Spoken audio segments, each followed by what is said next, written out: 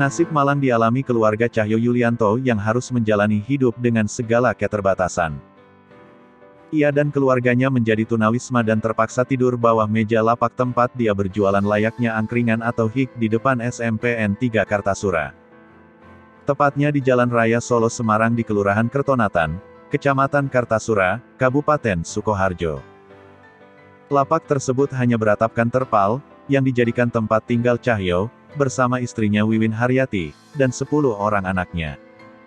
Sebenarnya, Cahyo dan Wiwin memiliki 13 anak, namun 3 orang anaknya sudah bekerja dan mandiri. Anak yang paling tua usianya 30 tahun, dan yang paling kecil 6 tahun, kata Wiwin kepada Tribun Solo, Rabu, tanggal 15 September tahun 2021. Wiwin mengaku baru tinggal di lapak angkringannya itu selama 3 hari terakhir ini.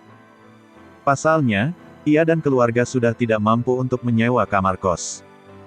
Kalau jualan angkringan ini, kami sudah 6 tahun, ujarnya. Sebelumnya, satu keluarga ini tinggal di sebuah kos tak jauh dari lokasi mereka jualan. Namun karena nunggak berbulan-bulan, dan tak bisa membayar, pemilik kos meminta untuk mencari tempat tinggal lain.